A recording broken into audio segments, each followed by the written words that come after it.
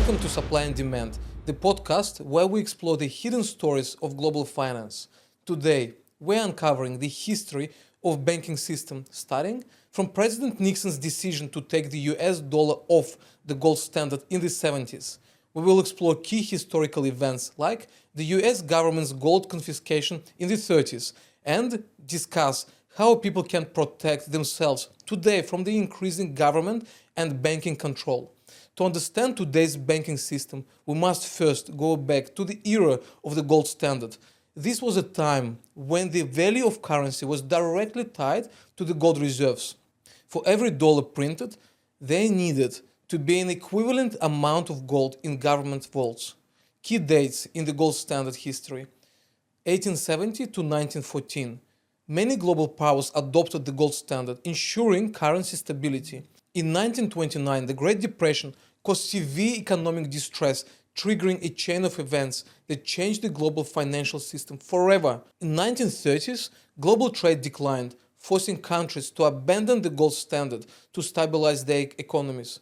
Gold-backed money ensured currency stability, but limited how much money governments could print, forcing them to maintain fiscal discipline.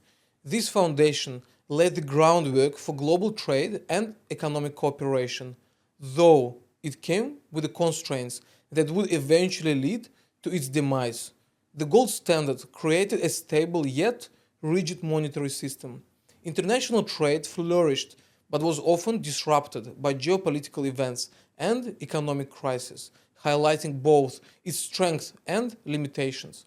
The gold confiscation of 1933, one of the darkest chapters in US financial history, was Executive Order 6102, signed by President Franklin Roosevelt in 1933. The order made it illegal for Americans to own significant amounts of gold. Here's what happened. Citizens were required to turn in their gold coins, bullions, and certificates to the government. In exchange, they received $20.67 per ounce, far below market value. Once the gold was secured, the government raised the gold price to $35 per ounce, effectively devaluing the dollar.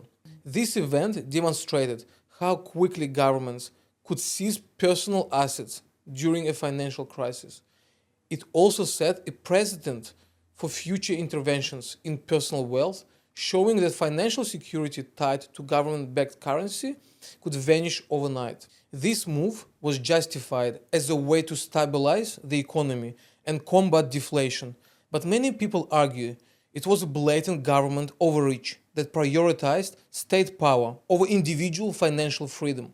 It remains a cautionary tale about state intervention in times of economic uncertainty. Fast forward to August 15, 1971.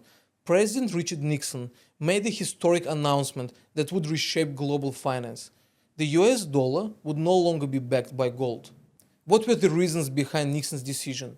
Mounting US debt due to the Vietnam War and domestic spending, international pressure from countries like France demanding gold redemption for their dollars. The US dollar became a fiat currency, meaning its value was based solely on government trust. Inflation surged and global currencies became more volatile. Central banks gained unchecked power over money supply, creating today's system of limitless money printing. The world's financial system shifted to a floating exchange rate model, causing currency wars, inflation cycles, and greater dependence on central bank policies. These decisions reshaped global trade and monetary policy for decades to come. Today's banking system is built on the fractional reserve model. This means banks are only required to hold a small percentage of deposits in reserve while lending out the rest. Banks create money by issuing loans, inflating the money supply. In crises like the 2008 financial meltdown, risky lending caused massive global instability.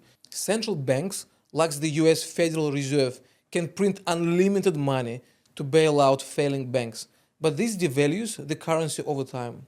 During the 2008 crisis, trillions of dollars were created to stabilize failing institutions like Lehman Brothers and major banks worldwide. This bailout shifted economic power even further into government hands and caused significant economic disparities. Internationally, countries with weaker currencies suffered as investors fled to the US dollar, creating a cycle of dependency that still shapes global trade and investment flows today. Given this history, how can individuals protect themselves from government overreach and banking system failures? Number one, diversify wealth. Precious metals. Consider holding physical gold and silver as a hedge against inflation and currency collapse. For example, during the 2008 crisis, the gold prices surged as investors sought safe haven assets. Cryptos like Bitcoin offer an alternative to government-controlled currency. For example, Bitcoin's supply is limited to 21 million coins, making it inflation-resistant. Diversify accounts across stable global economies to reduce exposure to any one country's financial policies. Another good example is to own tangible assets, like real estate, can provide long-term value regardless of currency fluctuations. And of course, stay informed about economic policies, government regulations, and alternative investment strategies. Following global financial news can help individuals anticipate and prepare for economic shifts. Investing in precious metals, ETFs, blockchain-based financial instruments, or even private offshore trusts can further diversify wealth and increase financial resilience. Looking ahead, we face a world where central bank control may intensify through technologies like CBDCs, central bank digital currencies, and increased surveillance.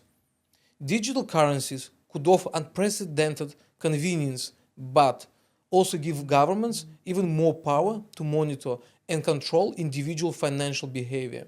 What are the possible future scenarios? Governments worldwide may adopt centralized digital currencies, eliminating the need for cash. A major financial crisis could prompt another global economic reset, similar to the Nixon-era decision. Stricter banking regulations could limit individual financial freedom while attempting to prevent economic instability. History showed us that government control over money can expand rapidly in times of crisis.